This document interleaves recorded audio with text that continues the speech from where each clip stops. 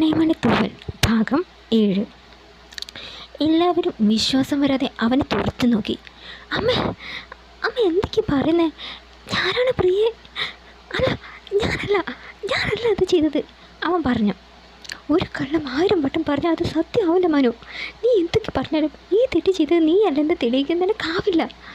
അമ്മ മതി, ഞാനല്ല അത് ചെയ്തത്. ആണെങ്കിൽ ഇവള് പറയട്ടെ. അവൻ പ്രിയയുടെ അരികിലേക്ക് ചെന്നു. പറയടി, ഞാനാണോ അന്ന് നിന്നെ ഉപദ്രവിക്കാൻ ശ്രമിച്ചത്? അവൾ ഒരു നിമിഷം അവനെ നോക്കി, പിന്നെ മിണ്ടാതെ മുഖം തിരിച്ച് എന്തോ ആലോചിച്ച് നിന്നു. അവളുടെ ഓർമ്മകൾ കുറച്ചു നേരം മുമ്പ് നടന്ന സംഭവങ്ങളിലേക്ക് പോയി. അവളെ ഒരുക്കിയ ശേഷം എല്ലാവരും മുറിവിട്ട് പോയി. തനിച്ചിരിക്കവേ അവൾക്ക് എന്തെന്നില്ലാത്ത അസ്വസ്ഥത തോന്നി. കുറച്ച് വെള്ളം കുടിക്കാൻ തോന്നി. ജഗ്ഗിലേക്ക് നോക്കിയപ്പോൾ അത് കാലി. പരിസരത്തെങ്ങും ആരെയും കാണാഞ്ഞതുകൊണ്ട് അടുക്കളയിൽ ചെന്നു വെള്ളം കുടിക്കാമെന്ന് കരുതിപ്പോയി. വെള്ളം കുടിച്ച് തിരികെ വരുമ്പോഴാണ് തെക്കേ മുറിയിൽ നിന്ന് ഒരു സംസാരം കേട്ടത്. അവൾ ജനവാതിലിലൂടെ അകത്തേക്ക് നോക്കി. അച്ഛൻ നോക്കിക്കോ, നമ്മൾ വിചാരിച്ചതുപോലെ കാര്യങ്ങൾ നടക്കും. ഹരിശങ്കറിൻ്റെ കുടുംബം തകരും. അതിനാദ്യം അയാളുടെ മകനെ തകർക്കണം. ഇത്രയും കാലം കഷ്ടപ്പെട്ട് അഭിമന്യു ഉണ്ടാക്കിയ ബിസിനസ് സാമ്രാജ്യം തകർത്ത് തരിപ്പണമാക്കും ഞാൻ. മകൻ്റെ തകർച്ച കാണുമ്പോൾ തന്നെ അയാളുടെ പാതി ജീവൻ പോകും. പിന്നെ പ്രശ്നങ്ങൾ ഉണ്ടാക്കാനാണോ പണി? ആ കുടുംബത്തെ ചിന്ന ഭിന്നമാക്കാതെ നീലിമ ആ പടി ഇറങ്ങില്ല. അവൾ പകയോട് പറഞ്ഞു. എല്ലാം കേട്ട് പ്രിയ ഞെട്ടിത്തെറിച്ച് നിന്ന് പോയി. അപ്പോൾ നീലിമയ്ക്ക് അഭിയേട്ടനോട് പ്രണയമാണെന്ന് പറഞ്ഞതൊക്കെ കള്ളമായിരുന്നോ? എല്ലാം അവളുടെ അഭിനയമായിരുന്നു. അഭിയേട്ടനെ ആ കുടുംബത്തെ ഇല്ലാതാക്കിയാണ് അവളുടെ ലക്ഷ്യം. ഇല്ല, അതൊരിക്കലും അനുവദിക്കരുത്. എങ്ങനെയെങ്കിലും അവളുടെ ഉദ്ദേശം തകർക്കണം. അതിനെന്തെങ്കിലും ഒരു വഴി കണ്ടെത്തണം. അവൾ പരിഭ്രമത്തോടെ ഓർത്തുകൊണ്ട് നടന്നു. ഈ സമയം അവളെ തിരക്കി ഗീതു അവിടേക്ക് വന്നു. ചേച്ചി ഇവിടെ നിൽക്കുമായിരുന്നോ? ഞാൻ എവിടേക്ക് നോക്കിയെന്നോ? ഞാനത് കുറച്ച് വെള്ളം കുടിക്കാൻ വന്നതാ. വെള്ളം കുടിച്ചതൊക്കെ മതി, വന്നേ, മുഹൂർത്തം ആക്കാറായി. അവിടെ അവർ തിരക്കുന്നു, വാ. പ്രിയയും പിടിച്ചുകൊണ്ട് ഗീതു നടന്നു. പ്രിയ, അബിയുടെ പിടികേറ്റ് അവൾ ചിന്തയിൽ നിന്നും ഞെട്ടി ഉണർന്ന് അവരെ നോക്കി. നിന്നോട് ചോദിച്ചത് കേട്ടില്ലേ? പറയടി, ഞാനാണോ അത് ചെയ്തത്? അവളാകെ പരിഭ്രമത്തോടെ നിലത്തേക്ക് നോക്കി. അതെ, അബിയുടെ തന്നെയാണ് അന്ന് എന്നോട് അങ്ങനെ പെരുമാറിയത്. മുഖത്ത് നോക്കാതെ അവൾ പറഞ്ഞു. എല്ലാവരും ഞെട്ടിലോടെ അവളെ നോക്കി. ഗോമതിയും അവൾ പറഞ്ഞത് കേട്ട് ഒന്ന് അമ്പരന്നു. അബിയൊന്നും പറയാനാകാതെ അവളെ തന്നെ നോക്കി നിന്ന്. ഇത്രയും കാലം ഈ കുടുംബത്തെ ഓർത്ത് ഞാൻ ഈ രഹസ്യം മറച്ചു വെച്ചു. എല്ലാ അപമാനങ്ങളും ഒറ്റയ്ക്ക് ഞാൻ സഹിച്ചു. എനിക്ക് വയ്യ. സത്യം എല്ലാവരും അറിയണം. അന്ന് കുളക്കടവിൽ വെച്ച് എന്നെ നശിപ്പിക്കാൻ ശ്രമിച്ചത് ഈ നിൽക്കുന്ന അഭിമന്യുവാണ്. അവളുടെ സ്വരം അവിടെ മാകെ അലയടിച്ചു. അഭിയെല്ലാം കേട്ട് നിശ്ചലമായി നിന്നു. വാസന്തി ഞെട്ടലോടെ മുന്നിലേക്ക് വന്നു. എരിയുന്ന കണ്ണുകളോടെ വാസന്തി അഭിയെ നോക്കി. ഞാൻ ഈ കേട്ടതൊക്കെ നേരാണോ അഭി? എൻ്റെ മോളോട് അന്ന് അങ്ങനെ ഒരു ക്രൂരത കാണിച്ചത് നീയാണോ? അവൻ എന്തു പറയണമെന്നറിയാതെ കരഞ്ഞുകൊണ്ട് അവരെ നോക്കി. വാസന്തി ക്രോധത്തോടെ അവൻ്റെ അരികിലേക്ക് ചെന്ന് കോളറിൽ പിടിച്ചു. ഒരു ദുഷ്ട, ഇങ്ങനെ ഒരു കാര്യം ചെയ്തിട്ട് ഒന്നും അറിയാത്തവനെ പോലെ ഞങ്ങളുടെ മുന്നിൽ വന്ന് നിൽക്കാൻ എങ്ങനെ ധൈര്യം വന്നു നിനക്ക്? എൻ്റെ സ്വന്തം മോനെ പോലെയാണ് ഞാൻ നിന്നെ കണ്ടത്. എൻ്റെ മോളേക്കാൾ ഞാൻ നിന്നെ സ്നേഹിച്ചു, വിശ്വസിച്ചു. അതിനൊക്കെ കൂടി നീ തന്ന പ്രതിഫലമാണോടാ ഇത്? എൻ്റെ കുഞ്ഞിൻ്റെ ജീവിതം നീ തകർത്തില്ലേ? ഇനി ആരവളെ വിവാഹം കഴിക്കും? വാസന്തി പൊട്ടിക്കരഞ്ഞുകൊണ്ട് ചോദിച്ചു. രാഗിണിയും രവിയും വന്ന് വാസന്തിയെ പിടിച്ചു മാറ്റി. എടുത്ത് വേണ്ട, കാര്യങ്ങൾ നമുക്ക് സംസാരിക്കാം, രവി പറഞ്ഞു. എന്ത് സംസാരിക്കാൻ? കല്യാണ മണ്ഡപത്തിൽ വെച്ച് ഇങ്ങനെ ഒരു അപവാദത്തിൻ്റെ പേരിൽ വിവാഹം മുടങ്ങിയ ഇവളെ കെട്ടാൻ ആരെങ്കിലും ഇനി തയ്യാറാവുമോ? ആളുകൾ ഇവളെ കാണുന്നത് ഏത് കണ്ണുകൊണ്ടായിരിക്കുമെന്ന് നിങ്ങൾക്ക് ഓർക്കാവുന്നതല്ലേ ഉള്ളൂ. ഞാൻ കൂടി പോയാൽ ഇവളുടെ ഗതി എന്താകും? കഴുകുമാർ വട്ടമിട്ട് പറക്കുന്ന ഈ സമൂഹത്തിൽ അവൾ വേട്ടയാടാനും കൊത്തിപ്പറിക്കാനും ഒത്തിരി ആളുകളുണ്ടാകും. അങ്ങനെ നശിച്ചു പോട്ടെ ഇവളെന്നാണോ നിങ്ങൾ പറയുന്നത്? വാസന്തി കരഞ്ഞുകൊണ്ട് ചോദിച്ചു. മോഹന് നിലത്ത് ദൃഷ്ടി ഊന്നി ഗൗരവത്തോടെ എന്തോ ആലോചിച്ചു. പിന്നെ പെട്ടെന്ന് മുഖമുയർത്തി. വാസന്തി, മതി. അങ്ങനെ കണ്ടവന്മാർക്ക് കൊത്തിത്തിന്നാൻ ഇട്ടുകൊടുക്കാൻ ഇവളെ ആരോരുമില്ലാത്ത അനാഥയല്ല. ചന്ദ്രോത്ത് തറവാട്ടിലെ രാജേന്ദ്രൻ്റെ മകളാണ് എൻ്റെ കൊച്ചുമകൾ. ആ അവകാശ സ്ഥാനം എന്നും അവൾക്കുണ്ടാകും. പിന്നെ ഇവൾക്കൊരു ജീവിതം ഉണ്ടാവില്ല എന്ന് കരുതി ഇവക്കൊരു ജീവിതം ഉണ്ടാകില്ല എന്ന് നീ കരുതണ്ട. നിശ്ചയിച്ച് ഈ മുഹൂർത്തത്തിൽ തന്നെ അവളുടെ വിവാഹം നടക്കും. എല്ലാവരും അമ്പരപ്പോടെ അയാളെ നോക്കി. മോഹനൻ അഭിയുടെ അരികിലേക്ക് ചെന്നു. ഇവനിവളുടെ കഴുത്തിൽ താലിയാർത്തും. അഭിയെ നോക്കി ഗൗരവത്തോടെ അയാൾ പറഞ്ഞു. അഭി ഞെട്ടലോടെ മുഖമുയർത്തി പ്രിയയെയും മറ്റുള്ളവരെയും നോക്കി. എല്ലാവരും ആകെ അന്തം വിട്ടു നിന്നു. ഗോമതിക്ക് അത് കേട്ടതും സന്തോഷമായി. പക്ഷേ അവളത് മനസ്സിലടക്കി.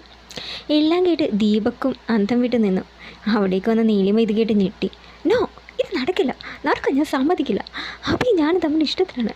ഞങ്ങളുടെ വിവാഹം വരെ തീരുമാനിച്ചു കഴിഞ്ഞതല്ലേ, എന്നിട്ട് അവനിപ്പോൾ ഇവളെ വിവാഹം കഴിക്കണമെന്ന് പറഞ്ഞാൽ അങ്കിൾ എന്തൊന്നും ഇടാത്തത്? നീലിമ ഹരിയുടെ അരികിലേക്ക് ചെന്നുകൊണ്ട് ചോദിച്ചു. അയാൾ മുന്നോട്ട് വന്ന്, അച്ഛാ, ഇത് നടക്കില്ല. എൻ്റെ മകൻ ഒരിക്കലും അങ്ങനെ ഒരു തെറ്റ് ചെയ്യില്ല. എനിക്ക് ഉറപ്പുണ്ട്. അതുകൊണ്ട് ഈ വിവാഹം നടത്താൻ ഞാൻ സമ്മതിക്കില്ല. ഹരി ദേഷ്യത്തോടെ പറഞ്ഞു. ഹരി, ഒരു കാര്യം നീ മറക്കരുത്. അവനെതിരെ ഇങ്ങനൊരു കാര്യം പറഞ്ഞത് വേറെ ആരുമല്ല, അവൻ്റെ സ്വന്തം അമ്മയാണ്. ഒരമ്മയും മകനെക്കുറിച്ച് ഇങ്ങനൊരു കള്ളം പറയില്ല. മാത്രമല്ല, പ്രിയ അത് സത്യമാണെന്ന് പറഞ്ഞു കഴിഞ്ഞു.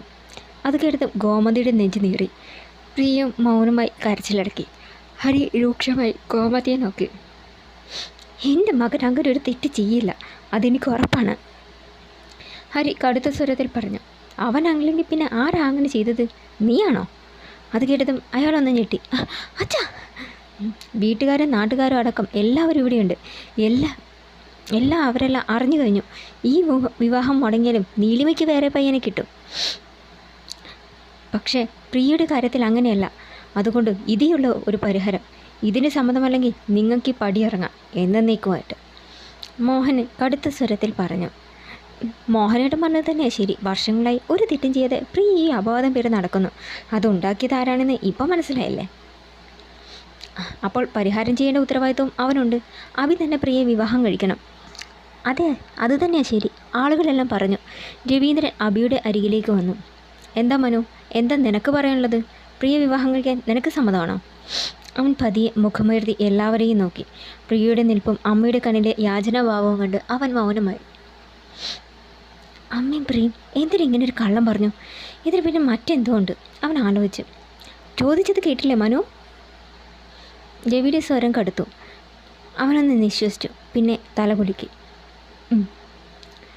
ഞാൻ ചെയ്ത തെറ്റിന് പരിഹാരം ചെയ്യേണ്ടത് എൻ്റെ ഉത്തരവാദിത്തമാണല്ലോ. പ്രിയ വിവാഹം കഴിക്കാൻ എനിക്ക് സമ്മതമാണ്. പ്രിയെ രൂക്ഷമായി നോക്കിക്കൊണ്ട് അവൻ പറഞ്ഞു. അത് കേട്ടതും നീലിമയും രാമകൃഷ്ണനും ഞെട്ടിത്തെറിച്ച് നിന്നു. കൃഷ്ണപ്രിയം കേട്ടത് വിശ്വസിക്കാനാവാതെ അമ്പരപ്പോടെ അവനെ നോക്കി നിന്നു. മകൻ്റെ വാക്ക് കേട്ട് ഗോമതിയുടെ മുഖം വിടർന്നു. സന്തോഷം കൊണ്ട് അവരുടെ കണ്ണുകൾ നിറഞ്ഞു. അബേട്ടാ, എന്തൊക്കെയാ അബേട്ടനീ പറയുന്നത്? അവളെ അബേട്ട വിവാഹം കഴിക്കാമെന്നോ? അപ്പം ഞാനോ? ഇത്രയും കാലം നമ്മൾ കണ്ട സ്വപ്നങ്ങളോ? നീലിമ കരഞ്ഞുകൊണ്ട് ചോദിച്ചു. നിറക്കണ്ണുകളോടെ അവൻ അവളെ നോക്കി. നീലിമ, ഇപ്പോൾ ഇതല്ലാതെ എനിക്ക് വേറെ വഴിയില്ല. നീ എന്നോട് ക്ഷമിക്കണം. അതും പറഞ്ഞ് അവൻ നടന്നു. തൻ്റെ പദ്ധതികളെല്ലാം തകർന്നു പോകുമെന്ന് തിരിച്ചറിഞ്ഞതോടെ നീലിമയ്ക്ക് ദേഷ്യവും സങ്കടവും വന്നു. അരിശത്തോടെ അവൾ തിരിഞ്ഞു നടന്നു. അവളുടെ ഭാവം കണ്ട് രാമകൃഷ്ണൻ ഭീതിയോടെ അവളുടെ പിന്നാലെ ചെന്നു. മുറിയിലെത്തിയതും അവൾ അവിടെ ഉണ്ടായിരുന്ന ഫ്ലവർ എടുത്ത് വലിച്ചെറിഞ്ഞ് പൊട്ടിച്ചു. അലർക്കോട് തലയിളയും എല്ലാം വലിച്ചെറിഞ്ഞു. രാമകൃഷ്ണൻ ഇതെല്ലാം കണ്ടു ഒന്ന് വിരണ്ടു. മോളെ, എന്താ നീ കാണിക്കുന്നത്? അയാൾ മകളെ പിടിച്ചുകൊണ്ട് ചോദിച്ചു. അത് കേട്ടില്ലേ അപ്പോൾ പറഞ്ഞത്? ഇത്രയും കാലം എന്നെ പ്രണയിച്ച് നടന്നിട്ട് ഇപ്പോൾ അവളെ കിട്ടാൻ അവൻ്റെ സമ്മതമാണ് പോലും. ഇത്ര കഷ്ടപ്പെട്ട നമ്മളെല്ലാം ഇവിടെ വരെ കൊണ്ടെത്തിച്ചത്, എന്നിട്ടിപ്പോൾ ഒരു നിമിഷം കൊണ്ട് എല്ലാം തകർന്നില്ലേ? അവൾ രോഷത്തോട് പറഞ്ഞു. മോളെ, നമ്മൾ രോഷം കൊണ്ടതുകൊണ്ട് ഇപ്പോൾ ഫലമില്ല. നാട്ടുകാർ മുഴുവൻ അവൻ്റെ ഭാഗത്താണ്. നീ വിഷമിക്കണ്ട. ഈ ബന്ധം അധികം നാൾ നിലനിൽക്കില്ല. അവസരം വീണ്ടും വരും. നമുക്ക് അത്ര വരെ കാത്തിരിക്കാം നമുക്ക്. രാമകൃഷ്ണൻ മകളെ ആശ്വസിപ്പിച്ചു. എന്തൊക്കെ വന്നാലും ശരി, അധിക നാൾ അവൾ അഭിമന്യുവിൻ്റെ ഭാര്യയായി വാഴിക്കില്ല ഞാൻ, നീലിമ പകയോടെ പറഞ്ഞു. കണ്ണാടിക്ക് മുന്നിൽ പ്രതിമ കണക്കെ അഭി നിന്നു. ദീപക്കും ഗോകുലും അവനൊരുക്കി. അവരും മൗനമായി തന്നെ നിന്നു. ദീപികേട്ടാ, ഞാനൊന്ന് താഴേക്ക് ചെല്ലട്ടെ, ഗോകുൽ പറഞ്ഞു. അവൻ പോയതും ദീപക് അവനെ നോക്കി. അബി, നീ എന്താ ഇങ്ങനെ നിൽക്കുന്നേ? എന്തെങ്കിലും ഒന്ന് പറ അബി. അവളിൽ നിന്നും യാതൊരു പ്രതികരണവും ഉണ്ടായില്ല. അബി, നീ എന്തെങ്കിലും ആലോചിച്ചിരിക്കുന്നത്? എന്തെങ്കിലും ഒന്ന് പറ അബി.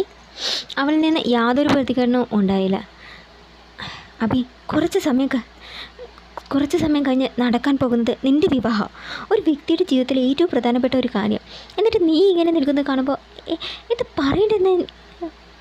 പറയേണ്ടതെന്ന് ഞാൻ എന്താ പറയേണ്ടത്? പറയാനുള്ളതൊക്കെ എല്ലാവരും പറഞ്ഞില്ലേ, ഇനിയെല്ലാം വിധി പോലെ വരട്ടെ, അഭി പറഞ്ഞു. പക്ഷെ ദീപക് എന്താ പറയാൻ വന്നതും ഗോകുൽ അവിടേക്ക് വന്നു. ചേട്ടാ താഴേക്ക് ചെല്ലാൻ പറഞ്ഞു. അഭി ഒന്നും പറയാനാകാതെ എഴുന്നേറ്റു താഴേക്ക് നടന്നു. ദീപകിന് ദേഷ്യവും സങ്കടം വന്നു. ഇവിടെ നടക്കുന്നത് എന്താണെന്ന് പോലും മനസ്സിലാവുന്നില്ലല്ലോ. അവൻ ദേഷ്യത്തോടെ കൈ ചുരുട്ടി.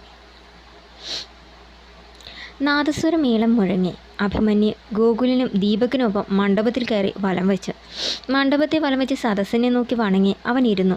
നവവധുവായി അണിഞ്ഞൊരുങ്ങി സർവാഭരണ വിഭൂഷിതയായി ഗീതുവിനും നിമ്മിക്കുമൊപ്പം കൃഷ്ണപ്രിയും വന്നു. ഒരു പാവ കണക്കെ അവൾ മണ്ഡപത്തിൽ കയറി സദസ്സിനെ നോക്കി വണങ്ങി. പിന്നെ ചെന്ന് അഭിയുടെ അരികിലിരുന്നു.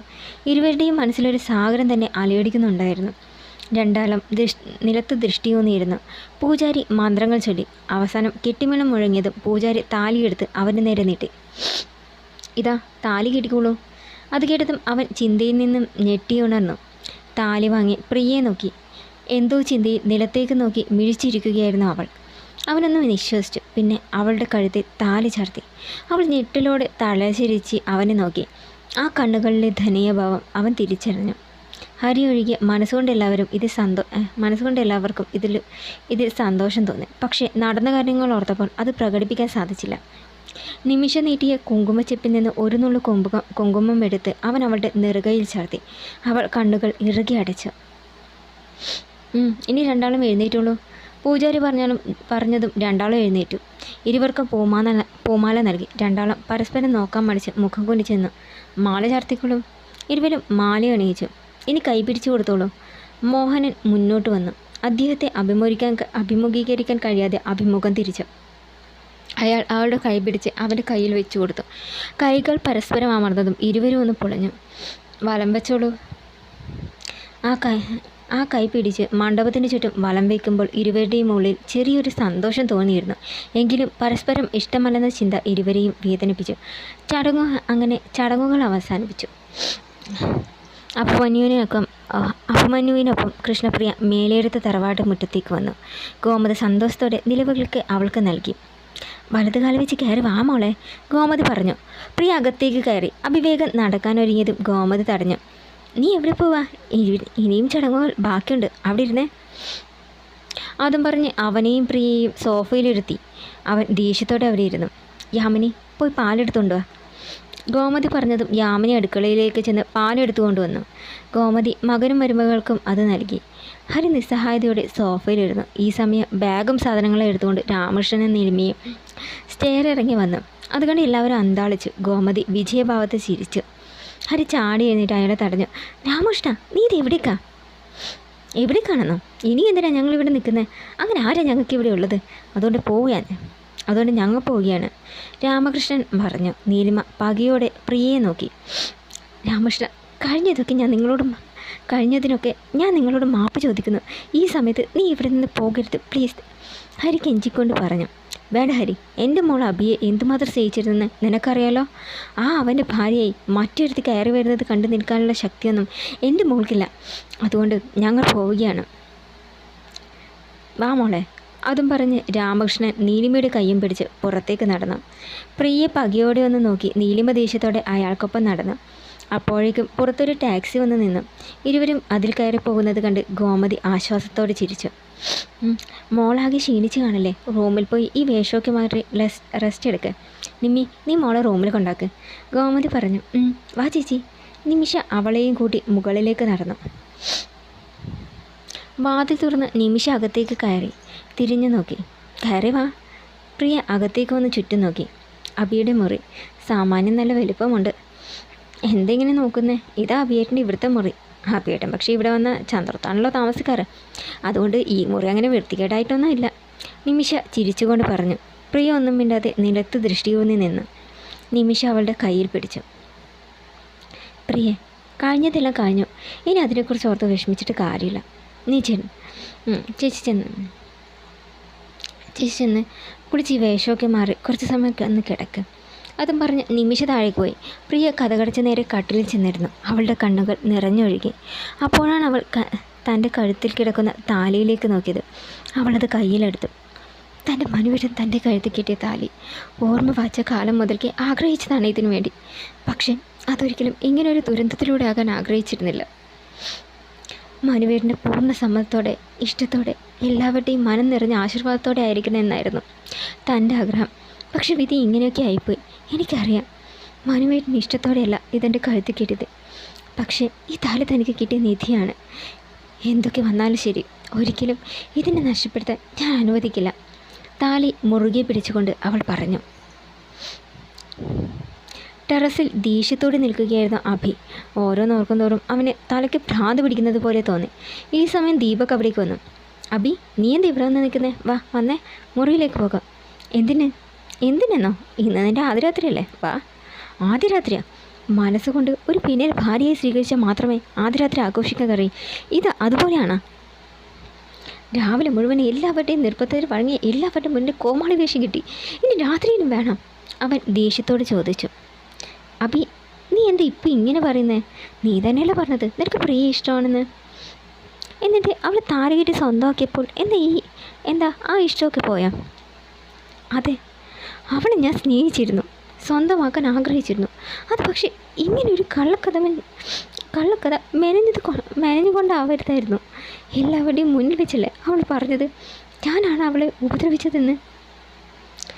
സ്നേഹിച്ച പുരുഷനെ കാലുമാറിയതിൻ്റെ ദേഷ്യം എന്നോട് തീർത്തതാണോ അവൾ? അതോ ഇതിന് പിന്നെ വേറെ എന്തെങ്കിലും ഉണ്ടോ? എനിക്കറിയില്ല. അവൻ ഭ്രാന്തനെ പോലെ പുലമ്പി. അഭി, നീ വിചാരിക്കുന്ന പോലെ ഒന്നുമല്ല കാര്യങ്ങൾ. വരുണും പ്രിയും തമ്മിൽ യാതൊരു ബന്ധവുമില്ല. അതെല്ലാം കോളേജ് ലൈഫിലെ ഒരു നാടകം മാത്രമായിരുന്നു. അഭി മനസ്സിലാവാതെ ദീപകിനെ നോക്കി. ദീപക് എല്ലാ കാര്യങ്ങളും അവനോട് തുറന്നു പറഞ്ഞു. അവനെല്ലാം കേട്ട് അമ്പരപ്പോടെ നിന്നു. നിൻ്റെ അമ്മ ഇങ്ങനൊരു കള്ളം പറഞ്ഞത് എന്തിനാണെന്ന് എനിക്കറിയില്ല. പക്ഷേ പ്രിയ എന്തിനാണ് അങ്ങനെ ഒരു കള്ളം പറഞ്ഞത് എന്നത് ചില സംശയങ്ങൾ എനിക്കുണ്ട്. വരുണിൻ്റെ ചതി അവൾ ചിലപ്പോൾ മുൻകൂട്ടി കണ്ടിട്ടുണ്ടാകാം. കല്യാണം മുടങ്ങി ഒരു കെട്ടാച്ചരക്കായി അവളെ വീട്ടിലിരുത്താനായിരുന്നല്ലോ അവൻ ഇങ്ങനെയൊക്കെ ചെയ്തത്. അവൻ്റെ ആ പദ്ധതി പൊളിക്കാൻ അവസരം കിട്ടിയത് അവൾ വിനിയോഗിച്ചതാണോ എന്ന് പറയാൻ കഴിയില്ല. ഇനിയും ആളുകളുടെ മുന്നിൽ പരിഹാസം ഏറ്റുവാങ്ങി കോമാളിയാവേണ്ടെന്ന് അവൾക്ക് തോന്നിക്കാണും. അഭിയാകെ കൺഫ്യൂഷനോടെ അവിടെ നിന്ന്. സത്യം അറിയണമെങ്കിൽ ആദ്യം നീ ചെന്ന് നിൻ്റെ അമ്മയോട് ചോദിക്കും എന്തിനിങ്ങനെ ഒരു കള്ളം പറഞ്ഞെന്ന്, എന്നിട്ട് ബാക്കി പറയാം, ദീപക് പറഞ്ഞു. അഭി അത് ശരിയാണ് എന്ന ഭാവത്തിൽ തല കുലക്കി. തുടരും.